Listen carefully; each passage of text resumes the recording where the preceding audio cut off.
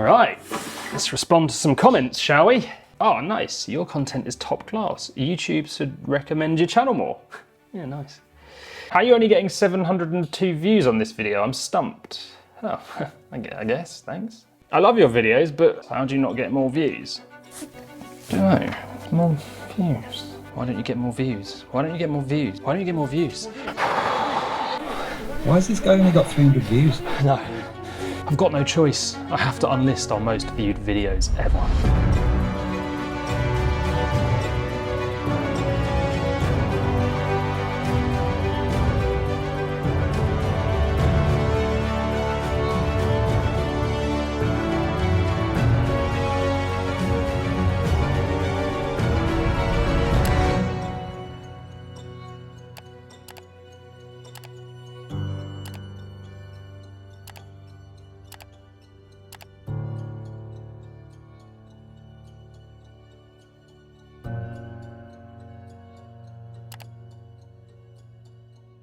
So we screwed up.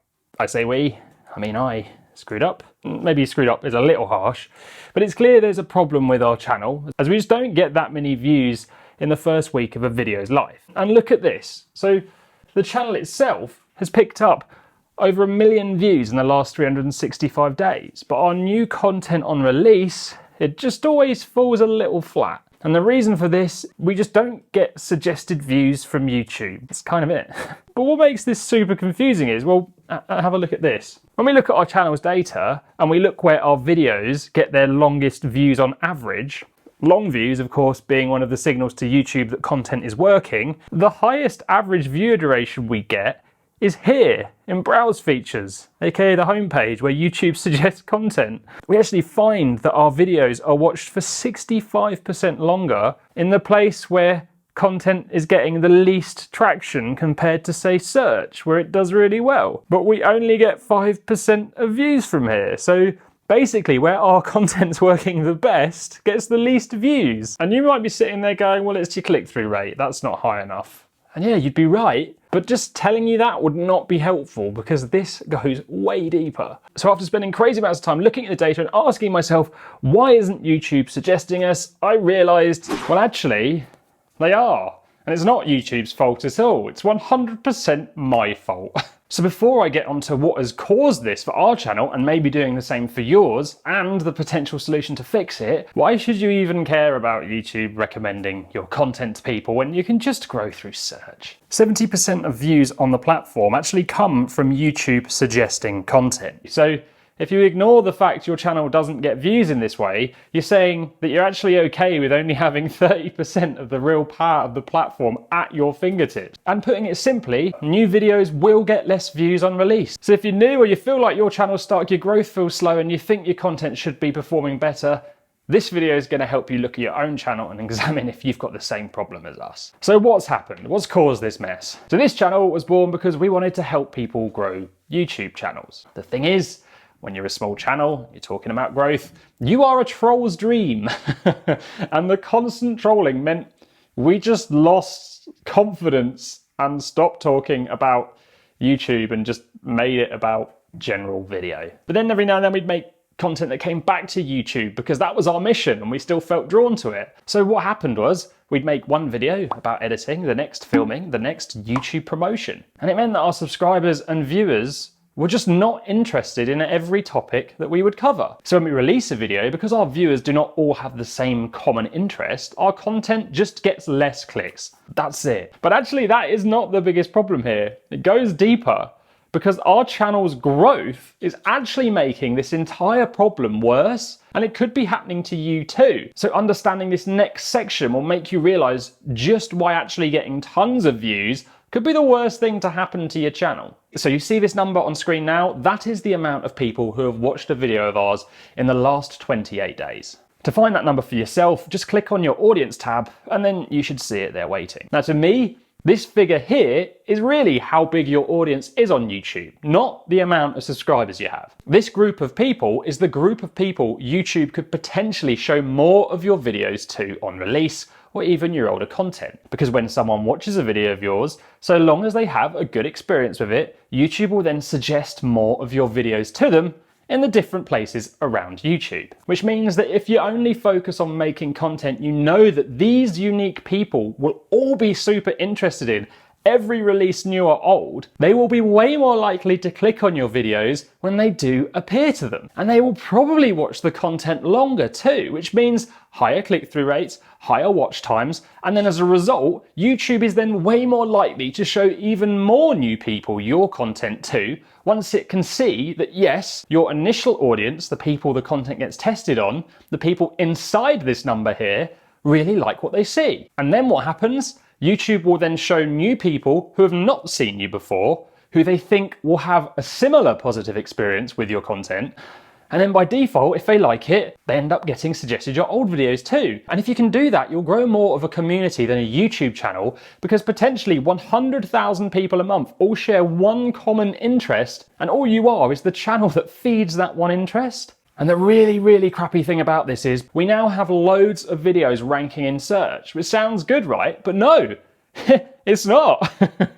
Because everyone who discovers these videos in search about editing then will potentially get suggested other videos we make that are not about editing. So really, only 10% of the content we have made is something they may want more of. And then bam, you can wave goodbye to getting more views from YouTube recommending your videos. And I'm not gonna lie, it's been incredibly hard to admit this, but I think it'd be totally wrong of me to just go off and try and fix it on this channel without letting you know, because no one really ever stands up and says, I was wrong, here's why. And I don't know about you, but I think the best lessons in life are often the ones that come from our mistakes. And I make lots of them, so I learn quite a lot. So how do you fix this problem or make sure you never have it in the first place? There's a few options. I'm going to talk you through them now, and then I'm going to show you the new metrics to measure success by if you want to join us on this terrifying mission of cleansing our following.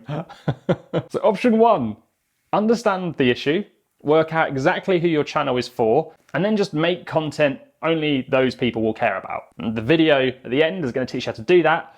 But in this case, leave your old videos still bringing in views that could keep causing a problem without removing them. Now, the pros of this are you don't risk wrecking your channel and watching your views drop and less subscribers come in. But the cons are it's probably going to take a lot longer to fix the issue, and it might not actually fix it. And then option 2, like I'm going to do, unlist or make private the videos that you've made that are on topics that bring in new viewers who you can't guarantee will share a common interest with the people that you really want on your channel. This will stop more people coming in who will never click on anything YouTube suggests to them from your new or old releases. Now, the pros of this are you make new videos and rank new content, and only your ideal viewers are incredibly interested in. Your unique viewer pool will decrease, but when YouTube does suggest your videos to these people, they will be more likely to click on it. And in the long run, I think you're going to get more views and grow a better subscriber base. The cons, well, it could take a long time to fix, and you put your entire channel at risk by stopping all the views that come to your channel and appear to be growing it. And the biggest risk is if you are not 100% sure of what your viewers' common interest is, you could just cause a new problem. But if you're like me, there is no risk here in trying to fix something that has become something it was never meant to be. But actually, I started phase 1 of this on the 16th of November 2020, and look, these are the views that are now coming in from YouTube suggesting us on the homepage. It's starting to work, just focusing on that one audience slowly. But to speed it up, I just have to stop people watching hours and hours of hard work that we've gone through, and I've got to stop hundreds of thousands of views coming in.